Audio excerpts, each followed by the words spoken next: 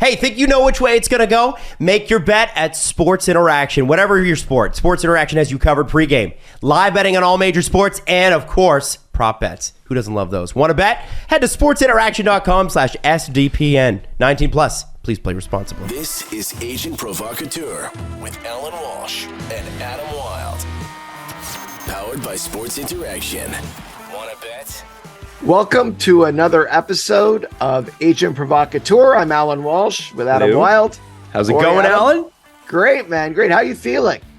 Recovering from this flu. Get your flu shot, everybody. Really important. I'm glad I did too, because when you told me about today's guest, I don't know. This is like going back to my dad would have got goosebumps even doing this interview.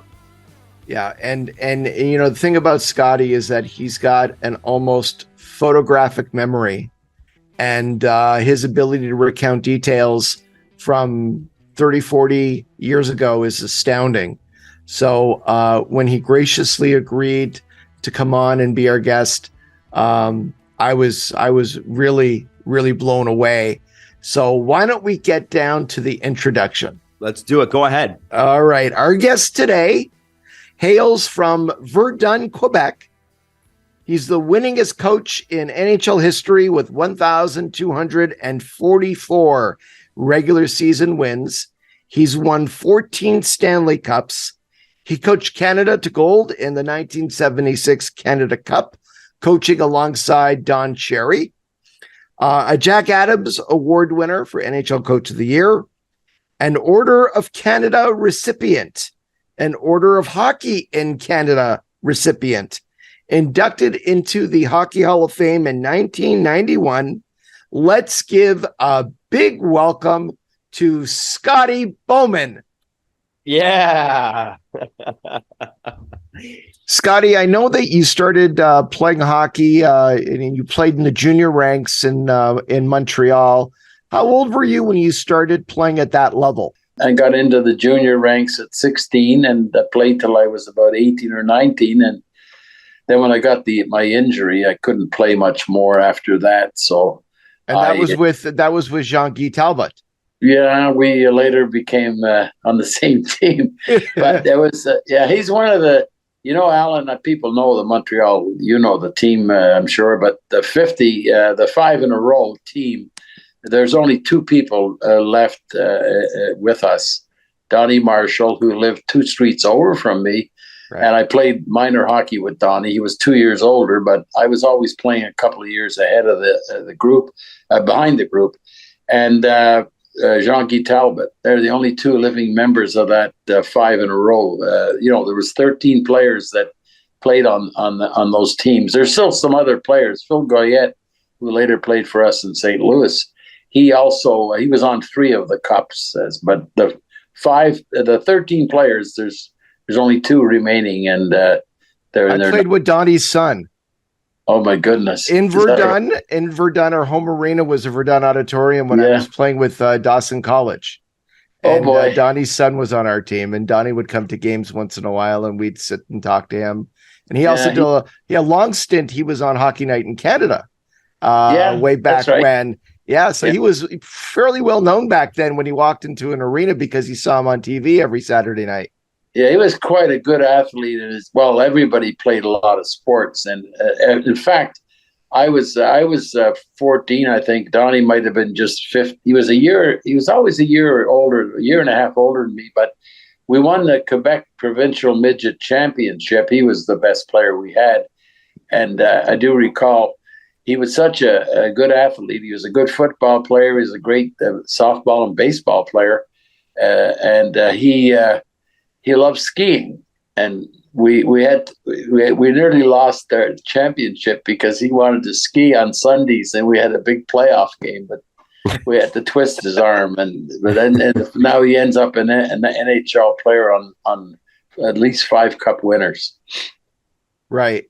So how did you transition? I mean, I assume that when you played hockey at a very competitive level at 15 and 16, your dream was to play in the National Hockey League. How did you then transition into coaching and thinking about that was something you wanted to do? It was just because I couldn't play anymore. And Frank Selke Sr. was the general manager of the Canadians. And most of the junior players, as you know, in the junior leagues in Ontario and Quebec, you got affiliated with an NHL team, usually Toronto or Montreal. Signing a C form. Well, I never got to that point, but I was on the sponsored list, and then I got injured, and I couldn't play anymore. And I did visit for one of the few times ever. Frank Selke Sr. called me in and said, I think you may have to think about not being hockey as a career, because it was kind of dangerous for me to go and play without a helmet and everything. I had a head injury. So they were very, very, nice to me and said, you just finished high school.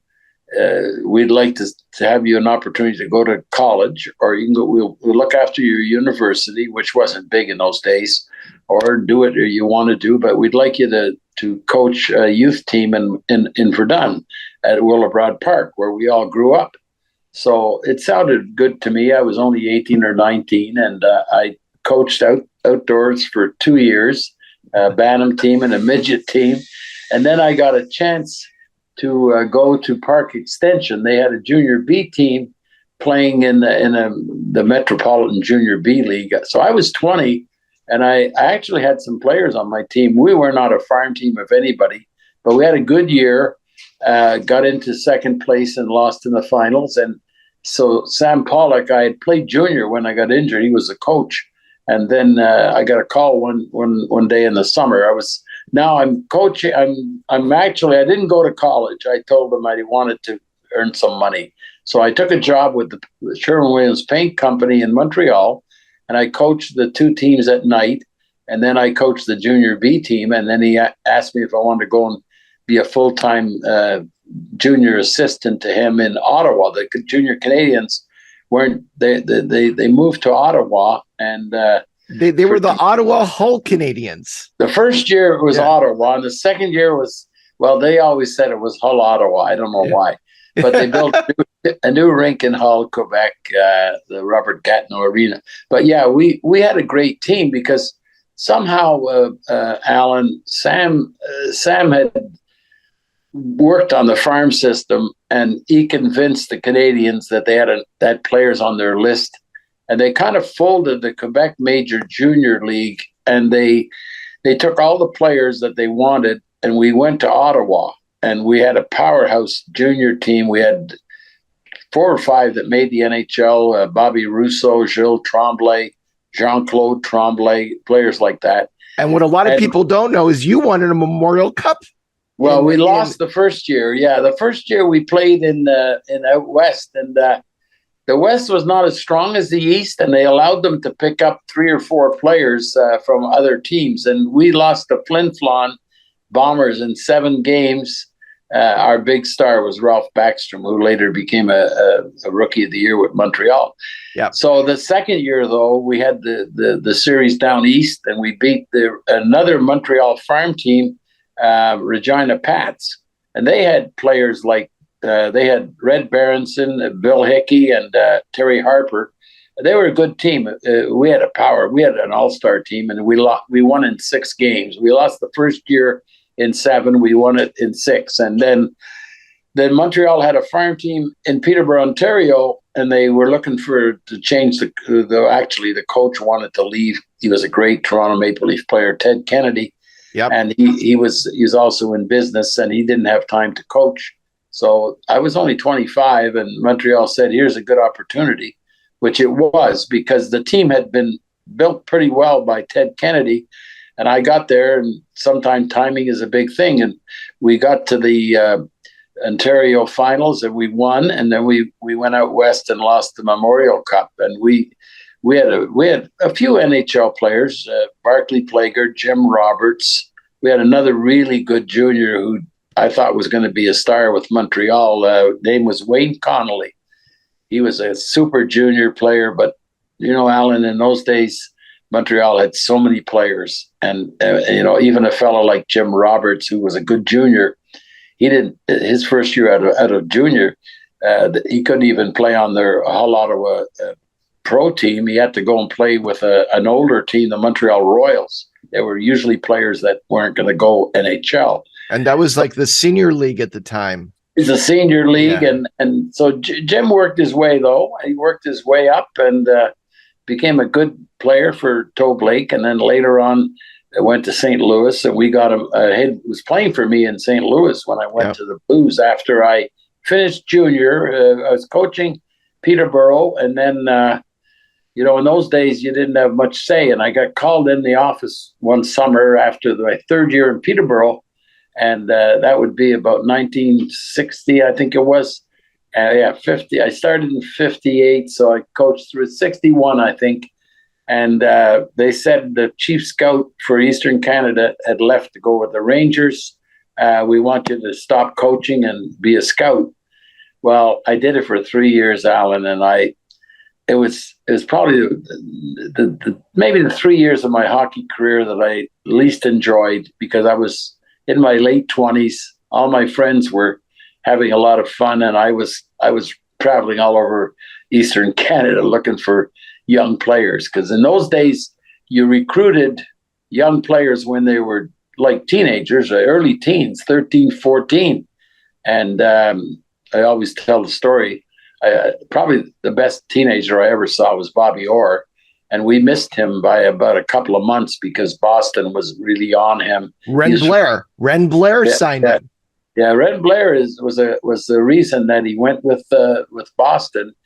But I had seen other top players. We missed on some. We got a few others, but I didn't like the job. But I did it for 3 years, and then an opportunity came to go back and coach the junior Canadians in Montreal. They moved back from Ottawa, and I coached them I coached the junior B team first, and then I got elevated to the junior Canadians, and we had a lot of good young players that eventually became stars in the NHL, like Jacques Lemaire and Serge Savard were two of probably the top players.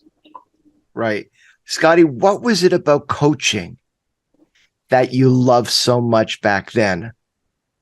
Well, I mean, I was learning the coaching business, and I got a few breaks along the way. The first break I got when I went to Peterborough to coach the Petes, and I was 25, the Toronto Maple Leafs trained in Peterborough. It was an odd arrangement, but that was close to Toronto, and the manager and coach was the late Punch Imlach. And I got to know Punch through a former Montreal player that when I was scouting and coaching the juniors and I got to know Bert Olmsted, and he was a Montreal Canadian player that I guess he was near the end of his career. He went to the Leafs, and I got to know Bert, and he introduced me to Punch Imlach. I went to a couple of lunches. I played golf Punch was very cordial. Even though I was a junior coach for a Canadian farm team, he didn't care about it. And I was able to watch how he operated. He coached. The training camp in those days was 6 weeks, and Punch always was involved. His best player would never sign. He was a tough cookie. He was managing coach, but he won 4 times. He won the 3 in a row, and he won in 67. So, but anyways, we got along well. And then when I got to Montreal later on, coaching the junior Canadians, I got to know Toe Blake, and he was coaching the Montreal team by that time. So I really learned how to coach from those people. I was always inquisitive. I didn't go to any clinics or anything like that they do now. But I coached junior for 10 years before I went to St. Louis. Right. And I heard that for those 10 years, you were a mainstay at the Montreal Canadiens practices, that you would go there a lot and watch the practices, watch the drills. And how much did that impact how you ran your teams in junior? Well, I was very fortunate when I worked for the paint company for 2 years. I had a very understanding boss. He knew I liked hockey. I was coaching the junior B team, and they just opened a new warehouse in the next city over, Villa Sal. So I worked a pretty good deal. I'd leave about 10 o'clock in the morning because I was working in stock records, which meant there's 3 paint companies, and you had to know all the different numbers and all the code numbers, and that's where I got a big memory out of it. But I used to leave the Center Street, which was only about 10 minutes from bus to Montreal Forum. I'd go and watch. Actually, the first year I did it, Dick Irvin, the late Dick Irvin, was his last year coaching the Canadians. So I was allowed to go in the Forum because I had connections there because I had played junior. So I watched the Canadians practice, and then I would take a bus and go to Villa Sal and get some paperwork and then bring it back to Center Street.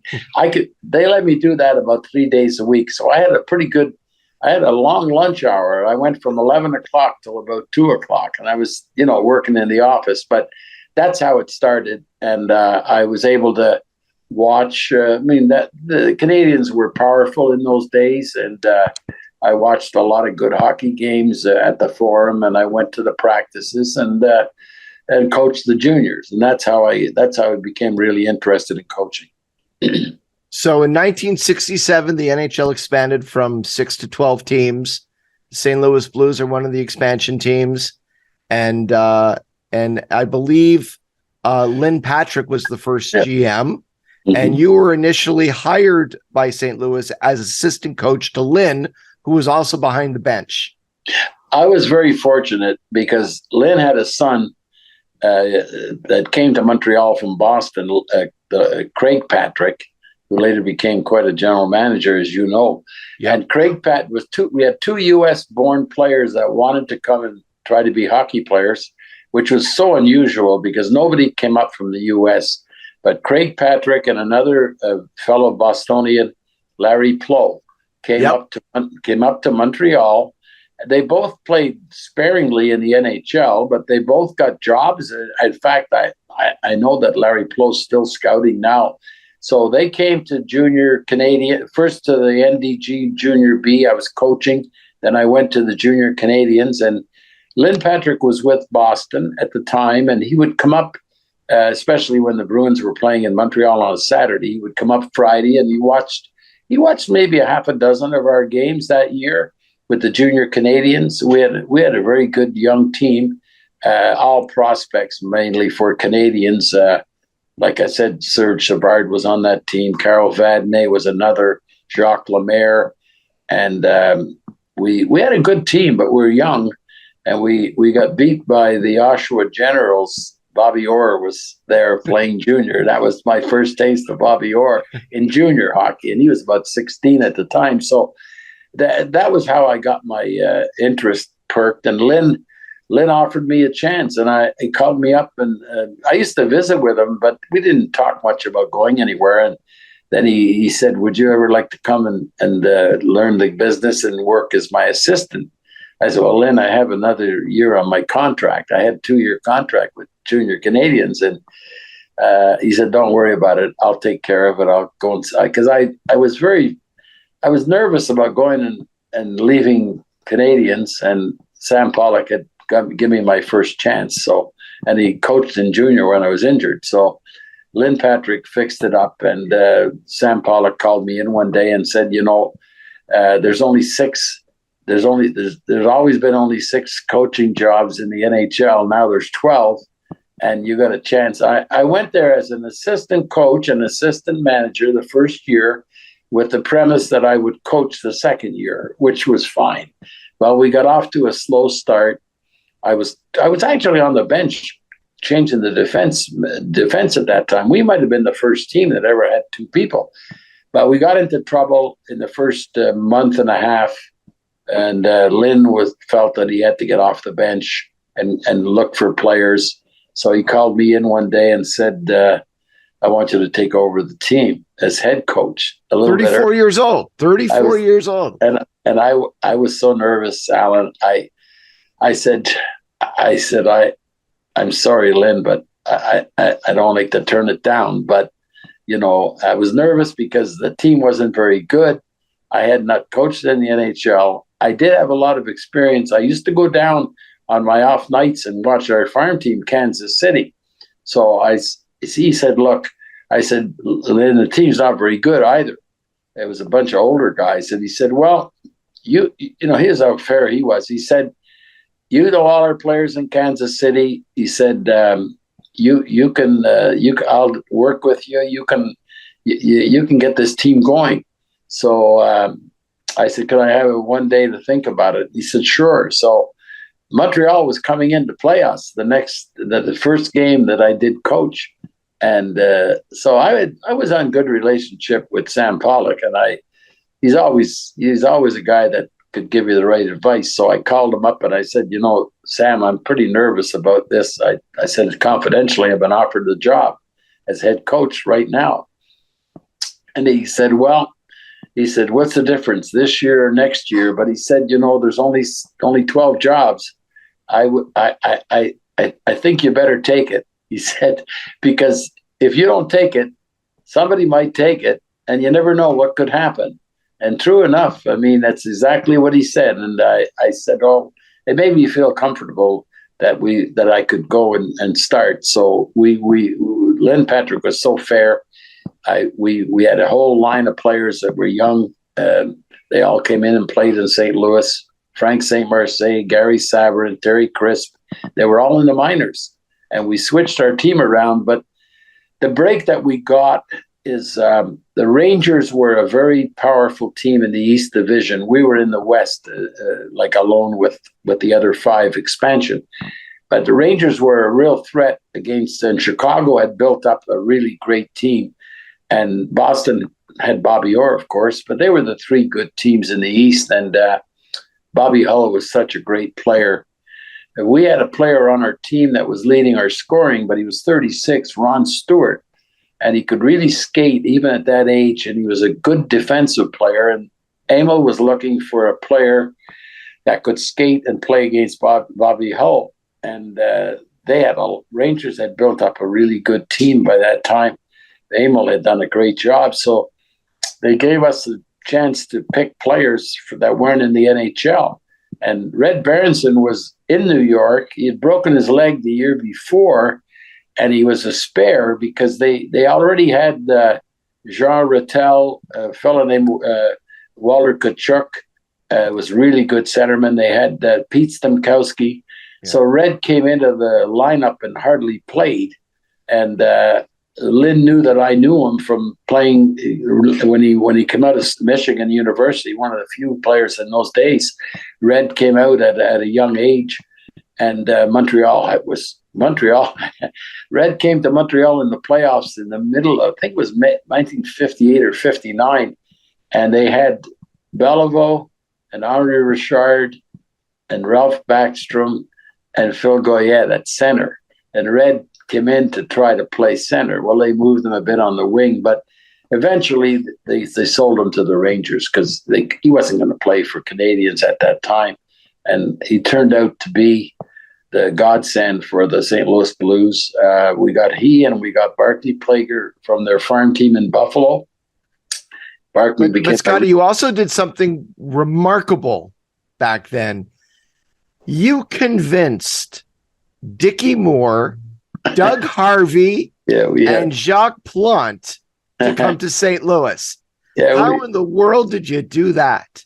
Well, Doug Harvey we hired as our playing coach in Kansas City. He was 42 or 43, and we had some young players. So the first year, Doug went down to be the playing coach, and we had a good year. And Dickie Moore, we had a player. We drafted in our expansion draft. We drafted a lot of players, and one didn't come.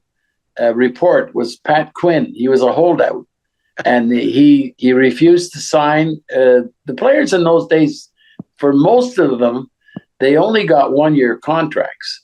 And the 2 players that we had the most difficulty with, well, he didn't sign. And Al Arbor was 35 and playing coach in Rochester, and he decided, I'm going to retire unless I get a 3-year contract. Well, no players got 3 years contracts. And just to show you, the salaries were about 15 or 18, 20,000 if you're really a good player.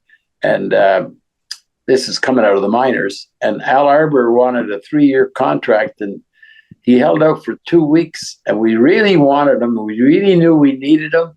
And he got a 3-year contract for 81,000, which in those days was 27,000 a year.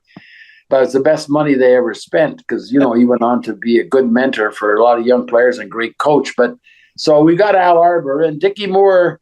We getting ahead of the story, but Pat Quinn, Toronto called us up. Punch Emelec called and said, we'd like to give a shot to Pat Quinn. And we looked over the list, and I'm not sure if we phoned Dickie or Lynn called him. But the next thing you know, we traded the rights to Pat Quinn for Dickie Moore. Who was retired. He was retired, had a good business in Montreal, and he wanted another shot at it. So he said, I can't come and stay forever. But he came and he finished the season. He led our team in goals. He got 7 goals in the playoffs.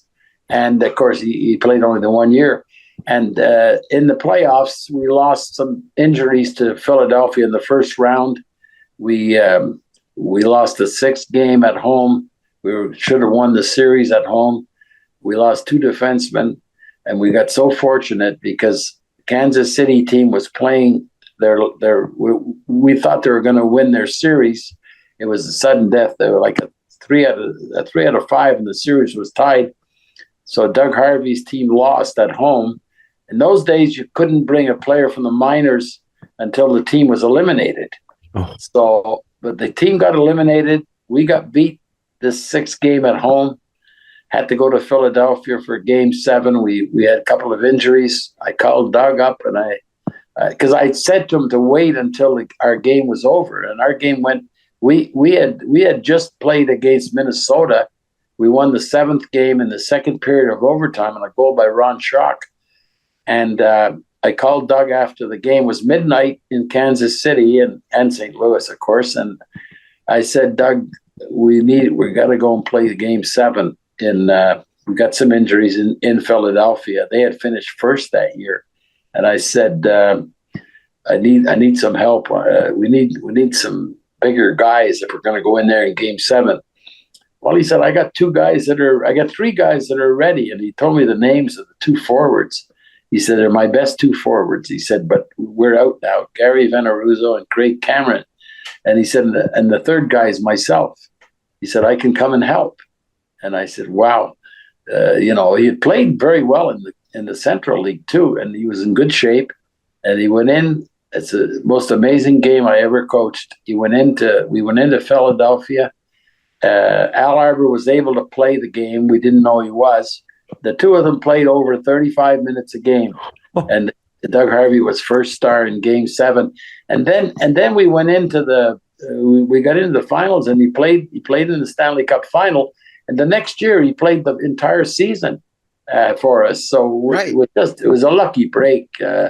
But we got players from Montreal. The second year after we didn't win, of course, but we didn't win against Montreal. But Jacques Plante retired from the Rangers, and he had played a game for Junior Canadians against the Russians. I think that was 60. He got his amateur status back, and he won the play that game. You had to be an amateur to play, and he won the game 3-1 or 2-1. He won the game, and he stopped like a ton of shots. He wanted to play. Yeah, you're right, because he was working for Molson Brewery, and he called up Sam Pollock. There wasn't a good relationship with the Canadians because Jacques left under tough terms, but he called Sam Pollock and he said, I never got a chance to play against the Russians. You're playing them. It was about 2 months later. He said, is there any way I could come and give a try and skate with the juniors and practice? And Sam said, absolutely. Because, so he was about 39 and we brought him in and he won that game for us. And that summer, he had a big press conference at the hotel, at Queen Elizabeth Hotel, where they had the annual meeting, and he made a big press conference. Said he wants to unretire. He wants to come back. So I said, Lynn, we got to take this guy in the in the draft. They had an interleague draft. And Lynn and I were talking. We always got along with him. And he said, "Gee, Scotty, he's 40 years old, you know." And I said, "Yeah, but," I said, "you know, we lost our backup goalie, Seth Martin. We only have Glenn Hall." And sure enough, we convinced Jacques to come. And what a year he had with Glenn Hall. The two of them. I looked it up the other day when I knew it was going to come on. They won the Vezina. Then they give up 157 goals. And nobody had given up less than that for about 20 years or 15 years. So wow. they got 13 shutouts and 21 one-goal games between the two of them. And they both were alternating games. So that's how we got lucky in St. Louis by getting those veteran players. And then after the first year, we also picked up three more veterans. We traded a player, a young defenseman who never turned out like we thought he was. Darryl Edistrand went to Philadelphia, to Pittsburgh, and we got Ab McDonald. And then we got Phil Goyette. I think he was a free agent or something. He won the Lady Byng in St. Louis. And then we also made a trade with Pittsburgh, and we got Ab McDonald. So we're piling up a lot of ex-Montreal players. And we got to the finals again with those players. And we got another player from that people don't know about, but he started with our minor league team, and he came up halfway through our season. A really good veteran player from the Rangers, Camille Henry.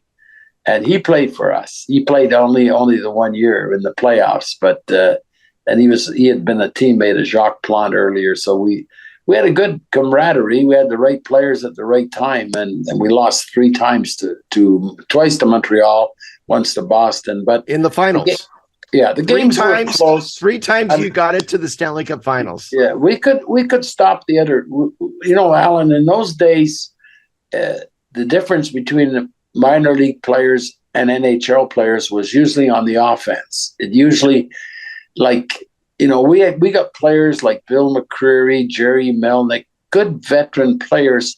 The only reason they weren't in the NHL is they would be 10-goal players in the NHL, and they came up with us, but they were good defensively. So we built a good defensive team. Our defense was as good as anybody in that era. We had 2 brothers, Barkley and Bob Plager. We got Bob in an expansion draft from Rangers. Barkley, Plager in the trade with Red Berenson and Ron Stewart.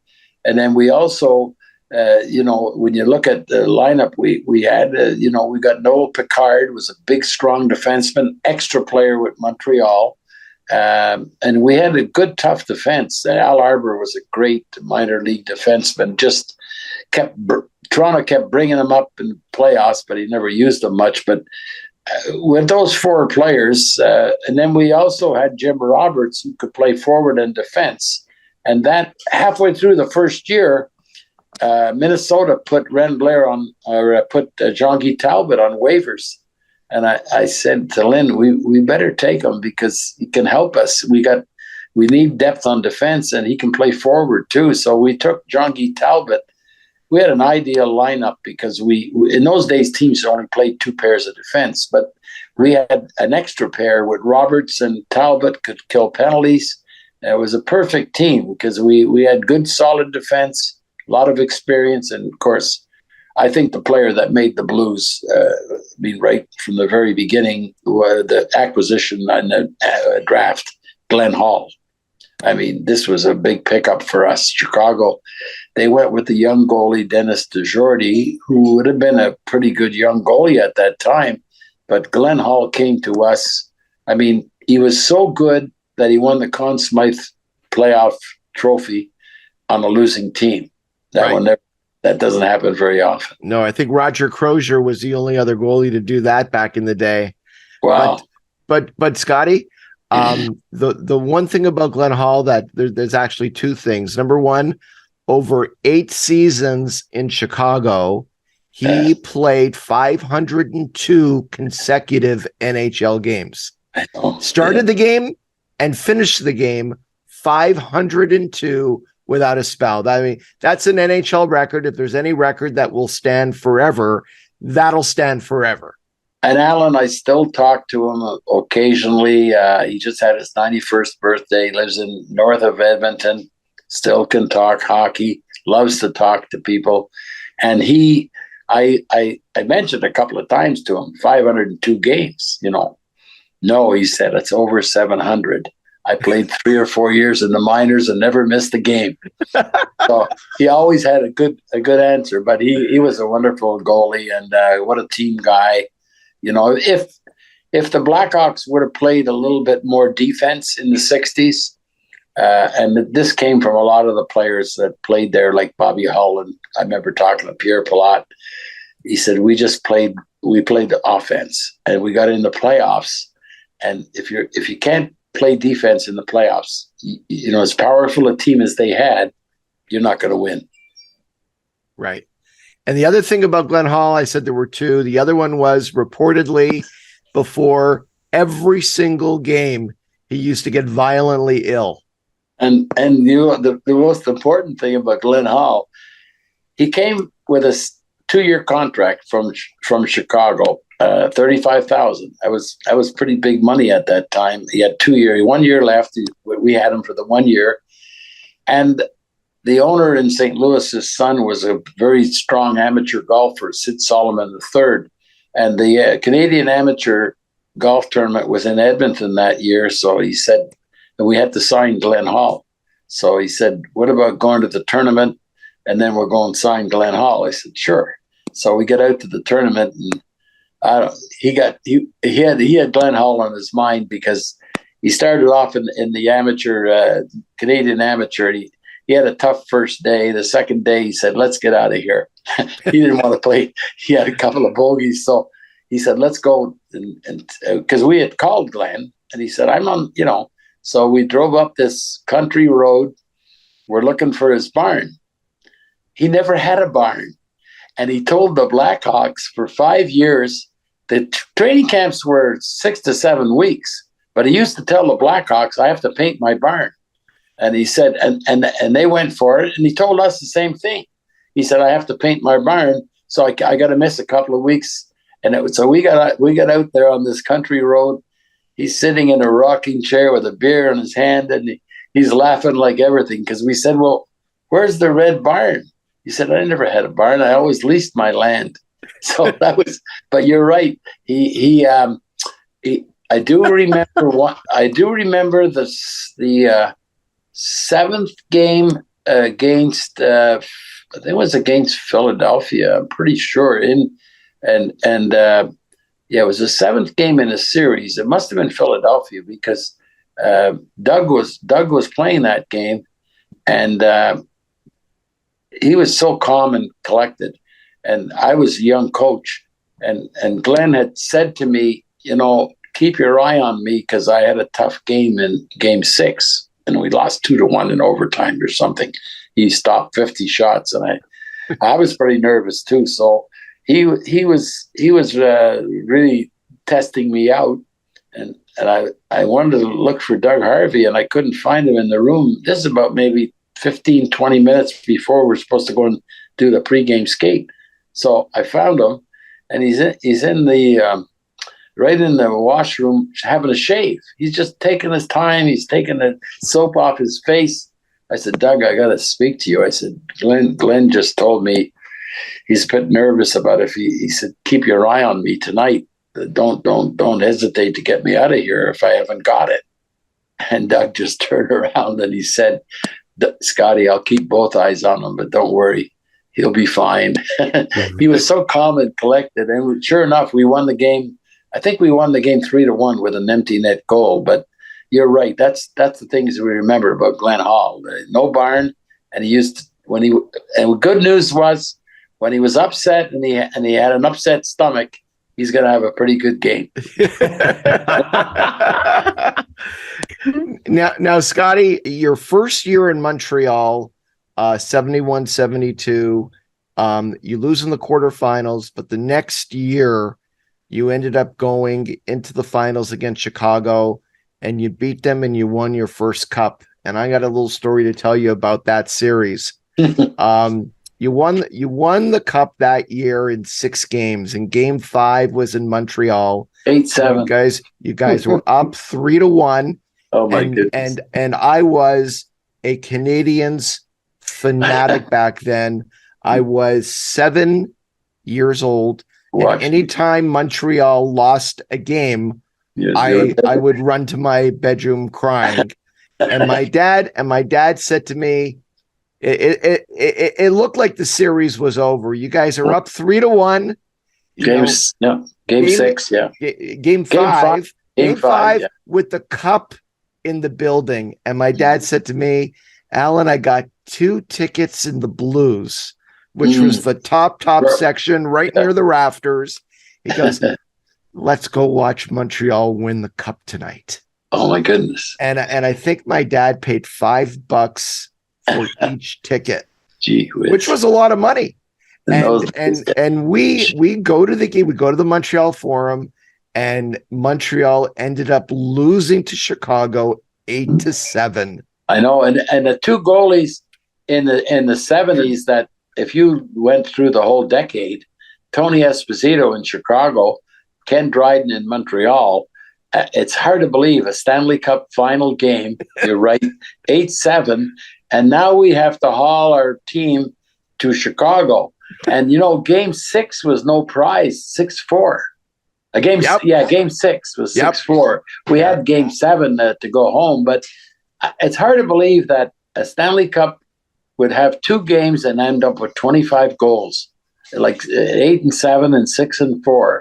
But that's right. That was my first opportunity to win, and it never was easy. It never was easy to win in Chicago for Montreal. And they win it quite a bit, but a lot of tough games, a lot of tough series, and the crowd was wild, as we know, in the stadium. And no one could ever read the clock. Yeah, they had a special, but it's all. You're right. The goaltending, it's a different era now, I guess. But looking back on those Montreal teams, it's hard to believe that.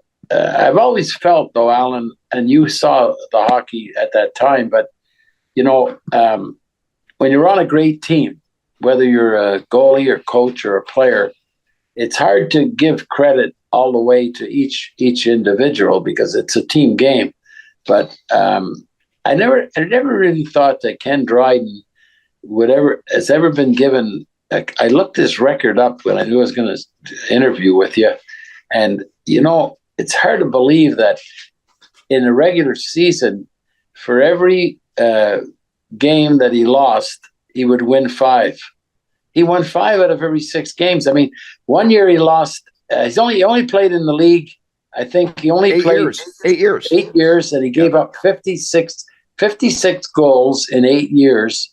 That's an average of 7 goals a game as losses. 7 losses a year, plus around 35 wins. And then you go in the playoffs, and he missed 1 year and only lost another, but his record is unbelievable. Like he's got nearly, I don't know, he's got a win. He's got 5 wins for every loss. Now people say, well, the team was great. Yes, it was, but it doesn't matter how great your team is. There's parts of games, power plays by the other team, or a bad start, or something near the end of the game. And such a game like that, it's too bad that you can't. I mean, on the other hand, there are players that get in the Hall of Fame, maybe because they were on a Stanley Cup team. It can work both ways. But I've always felt when they talk about the great goalies of all time, they always bypass Ken for some reason. Because, I realize he didn't play only 8 seasons, but Bobby Orr played 10. Right. And we still talk, and rightfully so. Bobby Orr, I watched him since he was 13, and then I had him in the Canada Cup when he was like the last year of his 76 career. On a bad knee. Yeah, and he was born in 48, so he's only 28 when he had to retire. But Ken only had a short career, but the 3 that I've always felt was Ken Dryden, Bobby Orr, and Cam Neely. They had short careers, and of course, they're all in the Hall of Fame. That's the good news. but you often don't. I don't think Ken got as much of a. I mean, he didn't play. I mean, we had a good backup too. We had Michel Larocque. He was a good goalie, but Ken would play about 50 games maybe, and he had 258 wins and 57 losses and another 74 ties, which because there was no overtime, no shootout. He probably like statistically he probably could have won another 50 games. With the right. with the 3-on-3 with the team we had. Right. The thing with Ken back then on those teams is, like you said, Montreal was such a powerhouse. You very often would significantly outshoot your opponents on a daily basis. But there was always one or two moments at the game early when the score was close, where he would make one or two unbelievable saves and end up only with 18 saves or 19 saves in the game. And to me, it was his ability to stay in the game. Yeah. Well, I mean, long stretches with no shots. No. And I always had the feeling with Ken, I don't have the records to speak for it, but if, like all players, you're going to have some off games. It was a comforting feeling when he lost the game. If you were a gambler, you pretty well bet on the next game. He's gonna, and don't forget you're right, Allan, when you get in the playoffs, you're not playing ordinary teams. You're usually, and as the series goes on, when you win one series, the next series, that team is not the same as the first team you beat, because they probably won one series or a second series. So, we had some real, of all the games that I ever coached in and rinks, Boston was a tough building to win in. I mean, I know they've won quite a bit, Montreal, in their day, but boy, to win a game in Boston Garden, they always had some pretty strong teams, and we won close games in Boston, overtime games, maybe 2 or 3 overtime games one year. But the team, I think when you get spoiled with the Canadians is the team in 76, 77 was similar to the team in 75, 76, and 77, 78, but it still only lost 8 games during the season and 2 in the playoffs. So, when you think about 80, I think it was 60 wins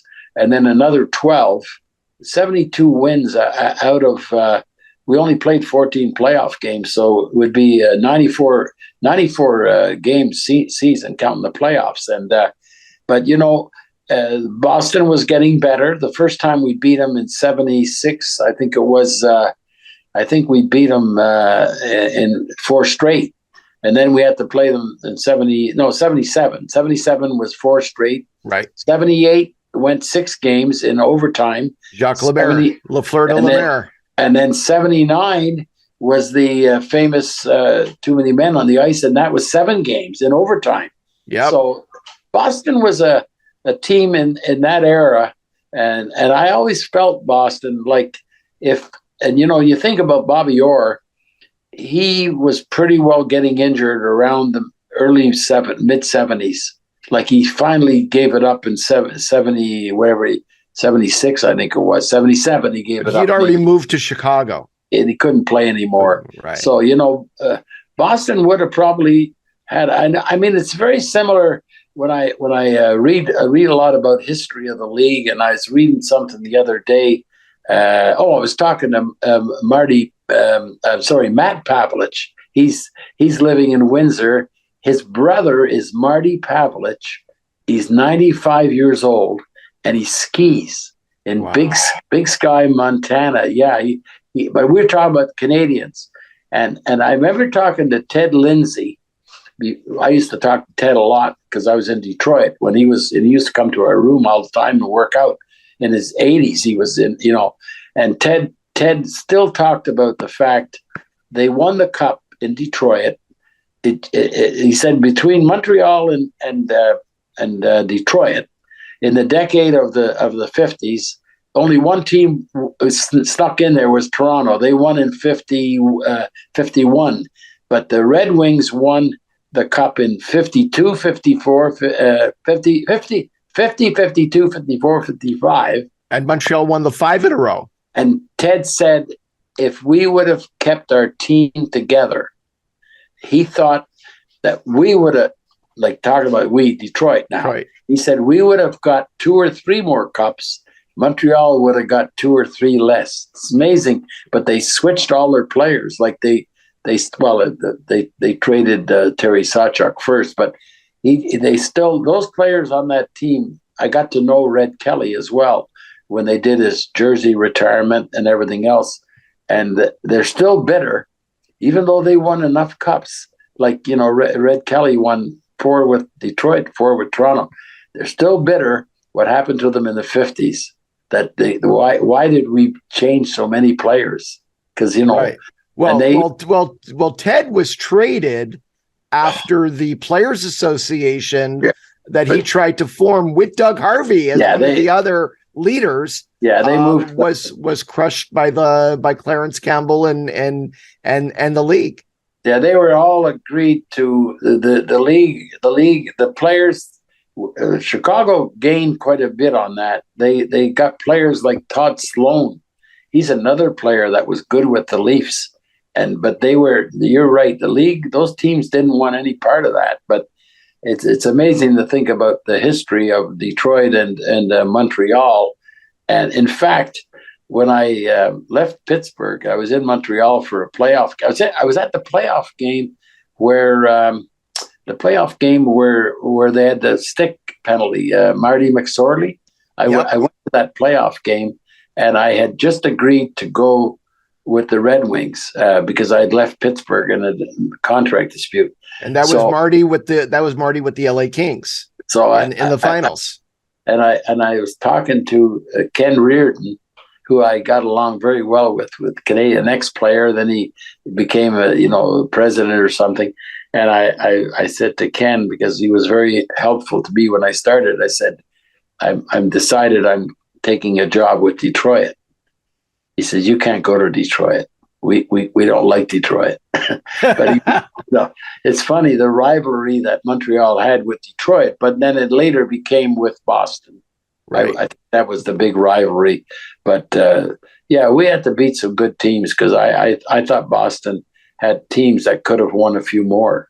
Right. And then in 79, in your last year, when you won the 4 in a row, after game 1 of the finals against the New York Rangers, you made the decision to now turn to Michel Larocque to start game 2.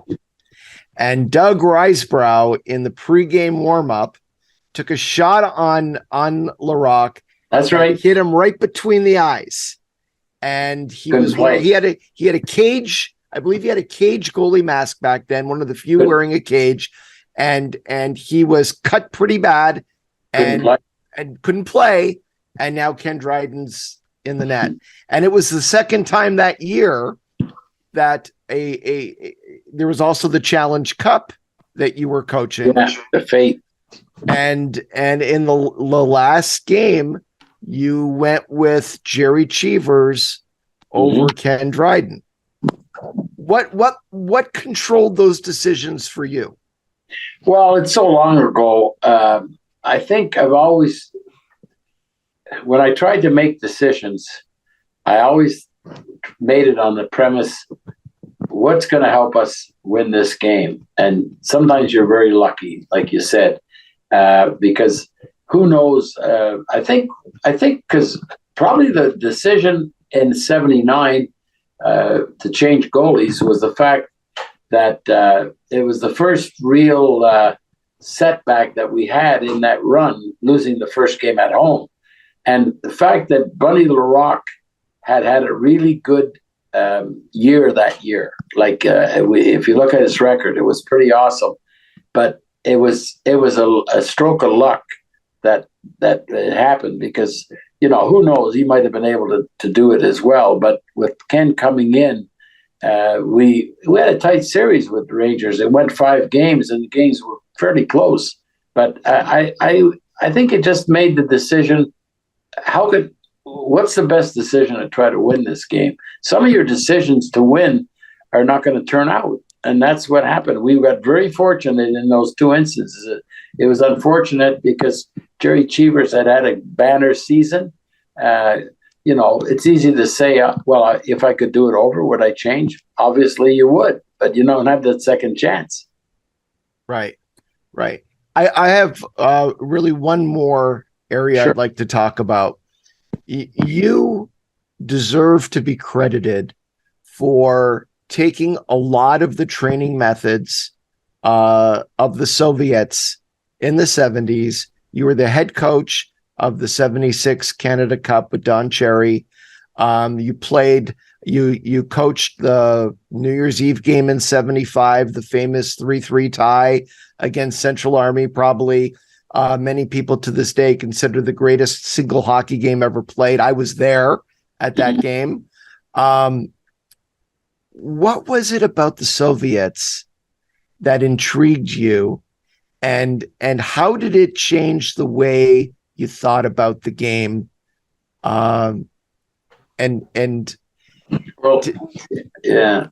Two factors that I've always thought about. The first year we went to Ottawa with an all-star junior team from Quebec. We had the best players from Quebec, and we had a tough time drawing people because we weren't in a league. It was a phony cup they put up called the Laurier Trophy. We played Ontario teams, but they weren't even close to us, honestly. Although we didn't win the cup that year, it's because we went west. But we played in the Ottawa Auditorium.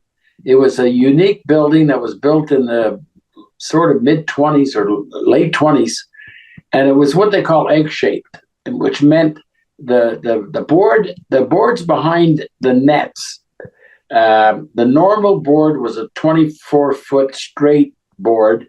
Ottawa was 12, only 12 feet straight, and then it started to curve to the sideboards. So we had a record. We used to play the junior teams and beat them easily from Ontario. Score 7-8 goals in Ottawa. Games would be a lot closer on their ice. The Soviets came in with a team in 56. It would got to be around December of 56, the first year we got to Ottawa. They're men, senior team.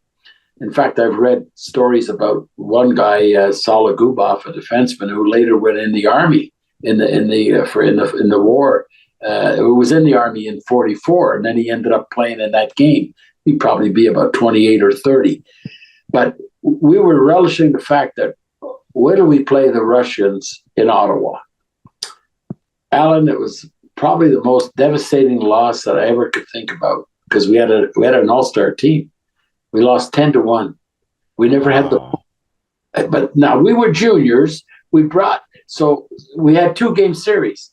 Sam Pollock I was coaching with Sam, and we had a second game in Montreal. Maybe 3-4 days later. And we were so embarrassed that he brought in players from the Marlboroughs, the best team in Ontario, Carl Brewer, Bob Nevin, their goalie. We got beat 6-3. But they opened my eyes at the time because they didn't make many trips after that. That's 1956. I mean, I think they started hockey in 1945.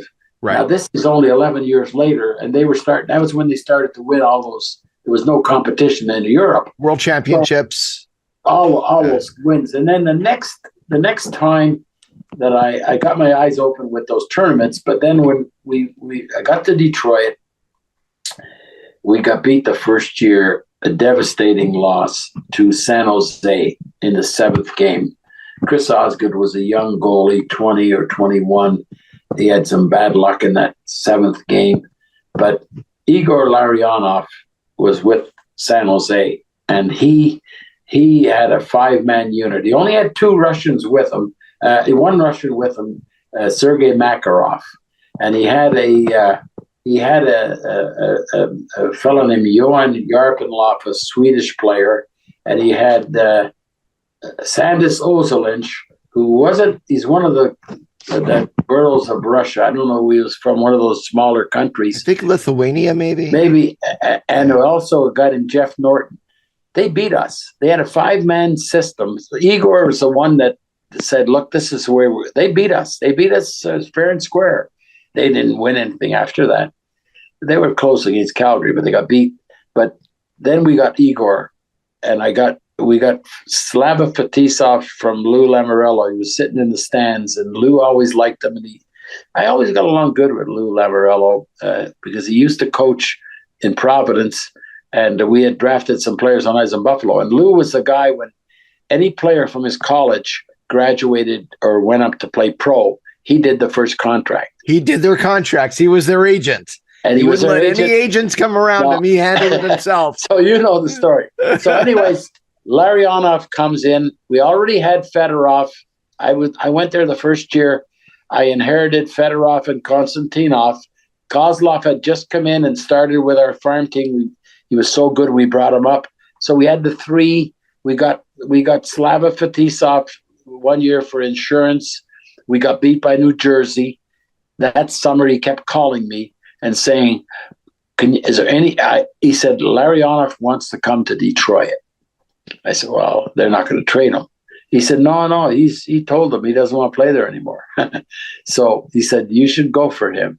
So we traded a pretty good scorer. We had a lot of right wingers. So we had Cicerelli and Lapointe and McCarty. We traded Ray Shepard, a good goal scorer. And Igor came to us, and I'm telling you, he was like a coach.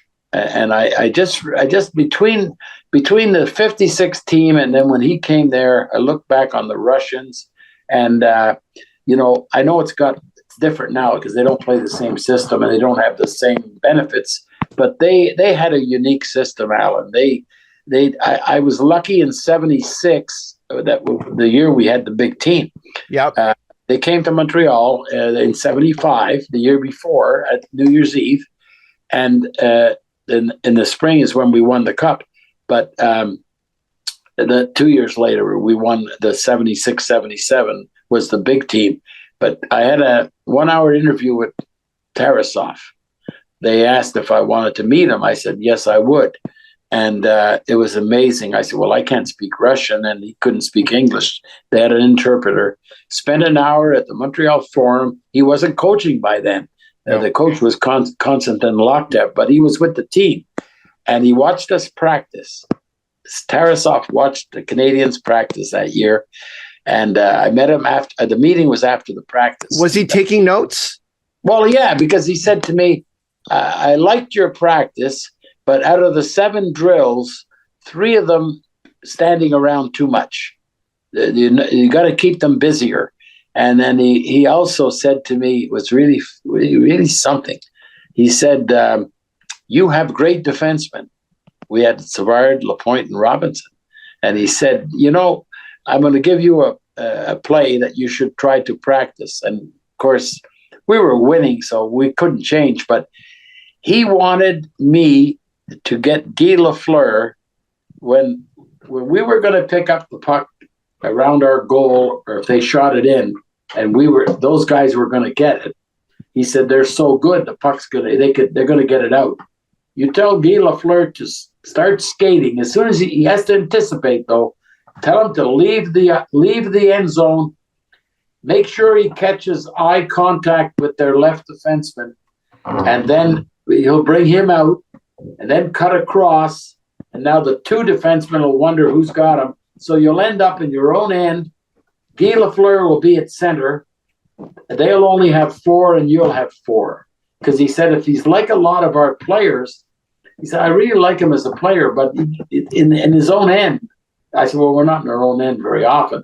But he said he wants him out of the end zone because he said, I'd rather have 4-on-4. And when they play that big series, the Summit Series, I did a research on it, Allan, and the Canadian defensemen in '72, White and Stapleton, Brad Park, Guy Lapointe, Serge Savard, and Gary Bergman. Mm-hmm. Their records in the NHL offensive defensemen were outstanding. They all were good. In that series, their point total went way, way down because the Russians I think where they surprised us the most, it's the first team I ever saw. They would leave the end zone with one winger way up high, and that's what Tarasov wanted us to try. Well, we were winning games. You don't when you try to do things when you have a winning team, the team's not into it, But he was an amazing man. He's the one coach, if you noticed, that started the off-ice training. They did training. Oh my goodness, they would. But I mean, he had the full control. The communism. I mean, those players were held in captive for 11 months, and finally, Larionov and Fetisov. They still respect them as a coach, as a hockey mentor. They didn't respect the system, and that's why they caused trouble and got out. And Tikhonov was successor. Right. He was successor for Tarasov, but Tarasov was a brilliant. The Russians took hockey from the Czechs. The history tells me the Czechs were the first. The Czechs played hockey and tennis. That was their two sports. Right. And from in 1945, they took all the hockey style from the Czechs, and of course they elaborated on it. They never play hockey in Russia. They had that game bandy, played on a big like a soccer game. But no, they were unique. It's not the same now. But working with those 5 Russians, I was so afraid that somebody would figure them out because in fact, Fetisov, I had a good relationship with him. It's too bad now that he's gone the other way. But the Igor is different. He came to the reunion. He's still a lot of Canadian American in him, But Fetisov, he was an amazing guy, and he'd say to me, "Look, I know we're doing well, but if there's something that you don't hesitate to let us know." And I said, "Slava, I don't know what you're doing, but whatever you're doing, keep doing it." But the Russians were that 5-man unit. I see tapes of them now, and I wish I would have played them more because I was always afraid that they had it was like the Harlem Globetrotters on the ice. And I mean, Fedorov was a great skater. The Russians seemed to, and Igor told me when the kids were young in his day, they used the system. They built up your legs and your core, and they didn't emphasize results. They emphasized passing skills. They didn't even do shooting. They wanted the teams, no stick, not a lot of stick handling. The puck is the stick handling, And I spent a lot of time over there, and I was told that they used to, at like 7 or 8 years old, pick the kids skating. They used to have them all go out and free skate, and they were picking kids who were bow-legged. Yeah, skating. They liked that. Skating is a big thing with them. Speed and stick handling, not stick handling, passing. Their passing skills were. You're exactly right, and I mean they transferred it into a game. Now it's so much different now because they changed the rules and we have a different hockey game now. But now the kids skate today, Allan. It's hard to find a kid that can hardly, because I think now they have the mechanism in the off seasons. The kids can improve their skating. But if you grew up when I was a youngster in Canada, if you were not a pretty good skater by 12 or 13, there's no mechanism to get better. We didn't have ice in the summer, but these players now, they all train off season. I mean, they're fantastic conditioned athletes, and I read stuff about guys like Connor McDavid and Stamkos. In the off season, they all go to around Toronto, and those academies, they it's pretty good for kids to get their skill, Yeah. Now you had drafted in Buffalo the first player from Czechoslovakia ever drafted in the first round of the NHL draft. Yuri Dudacek. Yeah. I had seen him play in the Canada Cup. And he and he was unreal. Yeah, we had a scout, Bucky Kane. The late Bucky Kane was a scout out of Boston. He went and saw this guy play when he was 18, and he said he's a fabulous player. Do you know what happened to him? I did go over to see him in Czech. In the Czech, I went over to see him in Prague. He got tuberculosis, and he never could play again. He played a little bit in that league, but you're right. As a young Czech player, but the pick was around. We didn't have an early pick, but it was. I think it was 17. Around that number, yeah. But you took a chance, and too bad he didn't turn out. But at the same time, there's a lot of good. Bucky Kane picked Tom Barrasso out of a high school, and the same year, Allan, the same draft, he somehow got a hold of Ralph Backstrom, and Ralph Backstrom told him about I thought he was a relative, but he wasn't. He's a kid playing in Kirkland Lake senior hockey. He told Bucky Kane, "You should take this guy. He's a goalie," and it's the first time we ever. I never did it since. We took a draft pick that we never saw, but we took it on the premise that Ralph Backstrom. It was Darren Pupa. We got Darren Pupa and Tom Barrasso in the same draft, and they both ended up both NHL goalies. Barrasso had a better career, but Pupa, he's still around Tampa somewhere. But it's something you got to.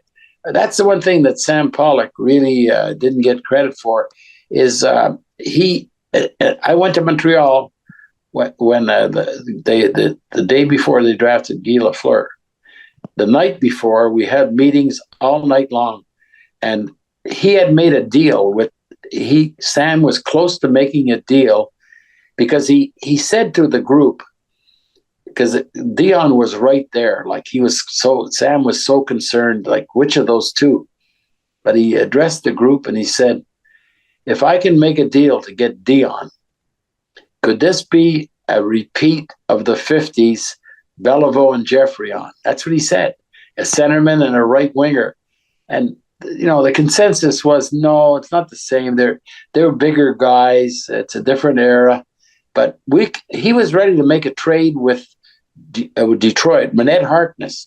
And I know that either J.C. Tremblay or Terry Harper, they had just won the Cup that year. That was the year Dryden came in. They had just won the Cup. They were part of a package of about 3 or 4 guys. One was a goalie. I don't know which goalie, because we had Phil Meir, we had Wayne Thomas, we had a lot of goalies. And I think he still had Rogie.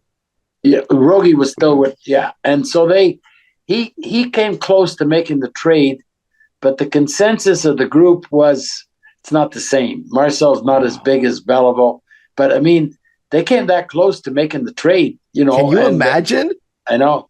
Sam was an astute hockey man, quite a businessman. I mean the Brofmans that owned the team were wonderful people, and they had so many business interests. The reason that Sam Pollock left the Canadiens in '78 was he was still a great hockey man, but they wanted him to get into the business part. They saw their core people, Jack Cockwell and Trevor Eaton, these guys that ran their businesses. They saw how smart he was as a businessman, and the rest is history. Wow. And he ended up getting involved. There's a place, Sam Pollock place in Toronto. Exactly. Yeah, he was a great man. I got my chance from being with him, and I was so fortunate to know him, to know Toe Blake, and as I said to you earlier, Punch Imlach. There's nobody that can get along well unless you have other people that can help you. Yeah. Well, Scotty, I've kept you too long, but I've been having so much fun. I hope I didn't overstep and get you mad at me, but no. I know you probably have things to do, and really, this has been one of the most enjoyable hour 45 that I've ever spent. Okay. And I feel I could go on and keep doing this all day, but then you'd really get mad at me. Okay. So thank you so much for your time. has been Agent Provocateur with Allan Walsh and Adam Wylde. Powered by Sports Interaction. Want to bet? Follow Allan Walsh on Twitter @WalshA. Subscribe wherever you get your podcasts by searching Agent Provocateur and hitting the subscribe button. YouTube.com/SDPN.